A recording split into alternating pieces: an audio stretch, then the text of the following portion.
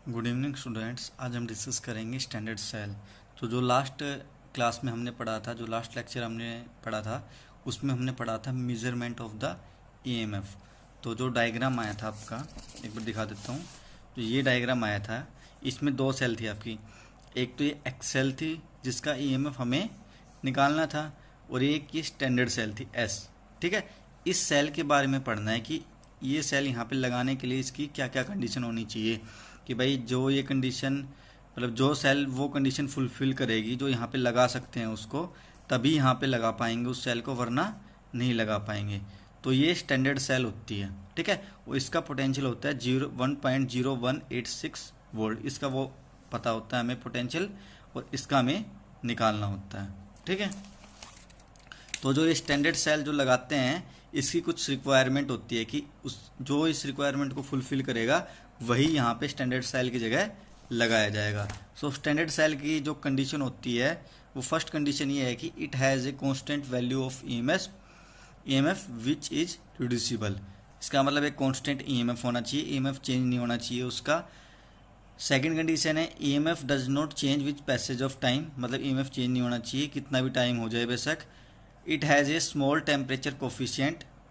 ठीक है, फोर्थ जो कंडीशन थी इट शुड बी रिवर्सिबल, और फिफ्थ जो कंडीशन है वो है it should not completely damage while passing current. ठीक है, कम्प्लीटली डैमेज नहीं होनी चाहिए, थोड़ा बहुत डैमेज हो सकता है कि मतलब थोड़ा बहुत डैमेज हो फिर रिकवर हो जाए, उतना चलेगा, पर कम्प्लीटली डैमेज नहीं हो पाएगी। ठीक है, तो जो आपकी वेस्टोन स्टैंडर्ड सेल है, वेस्टोन स्टैंडर्ड कैड, जो ये वैसे बेसिकली कैडमियम की बनी होती हैं, कैड। ठीक है, तो इनको वेस्टोन कैडमियम स्टैंडर्ड सेल भी बोल सकते हैं, या फिर वेस्टोन स्टैंडर्ड सेल भी बोलते हैं। ठीक है, तो ये जो सेल होती है वो ये सारी कंडीशन को फुलफिल करती है। ठीक है, तो वो कैसी होती है, वो एच शेप की होती है, इस टाइप की। ठीक है, ये होती है आपकी वेस्टोन स्टैंडर्ड सेल या वेस्टोन कैडमियम स्टैंडर्ड सेल। यही जो सेल है वो हम पोटेंशियोमीटर में लगाते हैं पोटेंशियल ईएमएफ मेजर करने के लिए। ठीक है, तो इस सेल में क्या क्या होता है, सबसे पहले यहाँ पे 12.5 कैडमियम अमेलगम होगा, जो ये ग्रीन कलर का है। ठीक है, और इसके ऊपर होता है saturated solution of cadmium sulphate.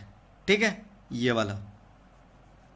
ठीक है, और यहाँ पे होती है मरकरी Hg, यहाँ पे होती है पेस्ट ऑफ Hg2SO4, मतलब है मर्क्यूरस सल्फेट, और इसके ऊपर होगी वही आपका सैचुरेटेड सॉल्यूशन ऑफ कैडमियम ये क्रिस्टल्स होते हैं।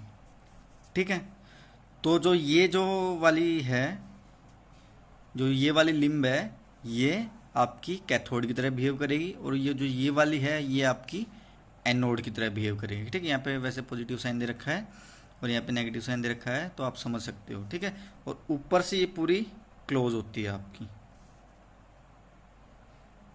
ठीक है, और जो ये बाकी जो बचा ये जो स्पेस होता है, इसमें बाकी जो ये बच गया, ठीक है, ये इसमें saturated solution of cadmium sulphate डालते हैं। ठीक है, बस ये जो आपको बताइए इसके कंपोनेंट है, यदि बस इसके कंपोनेंट पहले यदि क्वेश्चन आए स्टैंडर्ड सेल के बारे में, तो सबसे पहले तो आपकी एक कंडीशन लिखनी पड़ेगी पाँचों के पाँचों।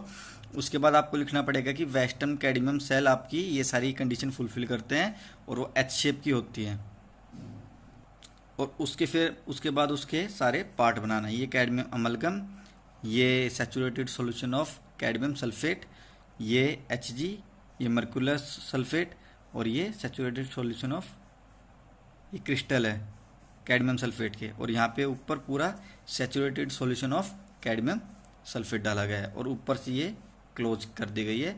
ये आपका कैथोड की तरह बिहेव करेगा, ये आपका एनोड की तरह बिहेव करेगा। ठीक है, तो जो आपकी सेल थी वो इस टाइप से रिप्रेजेंट होगी। 12.5% of cadmium in Hg, 3CdSO4.8H2O, then saturated solution Hg2SO4 solid /Hg। ये पूरी सेल इस टाइप से रिप्रेजेंट होगी। ठीक है, अब जो हमने जो क्रिस्टल डाले थे कैडमियम सल्फेट के, उसका पर्पज ये था कि जो कैडमियम सल्फेट सॉल्यूशन था वो सैचुरेटेड बना रहे over A range of temperature. ठीक है, बस उस सॉल्यूशन को सैचुरेटेड बनाए रखने के लिए हमने वो क्रिस्टल प्लेस किए थे ताकि वो सॉल्यूशन सैचुरेटेड बना रहे। और जो मैंने ईएमएफ तो पहले बता ही दिया था आपको लास्ट टाइम भी कि जो इसका ईएमएफ होता है 1.0186 वोल्ट एट 15 डिग्री सेल्सियस और 1.01830 एट 20 डिग्री सेल्सियस। देखो बहुत कम चेंज आया है। क्यों? क्योंकि हमने स्टार्टिंग में रिक्वायरमेंट ही यही ली थी कि उसका स्मॉल टेम्परेचर कोफिशिएंट होना चाहिए।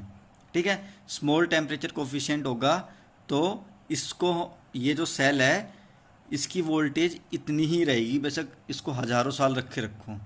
ठीक है, तो इसको हम हज़ारों साल रख सकते हैं, फिर दोबारा यूज़ कर सकते हैं क्योंकि इसकी जो वोल्टेज है, जो ईएमएफ है, वो चेंज नहीं होगी। ठीक है, अब जो हमने बताया था लेफ्ट हैंड साइड जो एनोड था और राइट हैंड साइड जो था, सॉरी, लेफ्ट हैंड साइड आपका क्या था? कैथोड था और राइट हैंड साइड क्या था आपका? एनोड। तो एनोड की रिएक्शन होगी Cd plus SO4 2 negative changing into CdSO4 plus 2 electron. ठीक है, आपको पहले बताया था एनोड पे क्या होगा आपका? एनोड पे आपका ऑक्सीडेशन होगा, फॉर्मूला बताया था LOAN वाला। ठीक है, तो एनोड पे यहाँ पे ऑक्सीडेशन हो गया और कैथोड पे आपका रिडक्शन हो गया। ये 2 इलेक्ट्रॉन गेन कर लेगा तो इसका रिडक्शन हो जाएगा और ये Hg और SO4 2 नेगेटिव में टूट जाएगा। ठीक है, तो ओवरऑल रिएक्शन कैसे लिखेंगे? SO4 2 नेगेटिव से SO4 2 नेगेटिव कट गया, 2 इलेक्ट्रॉन से 2 इलेक्ट्रॉन कट गया, तो Cd plus HgSO4 in equilibrium with CdSO4 plus 2Hg। तो ये पूरी ओवरऑल रिएक्शन थी किसकी? आपकी standard western cadmium standard cell की। ठीक है, थैंक यू।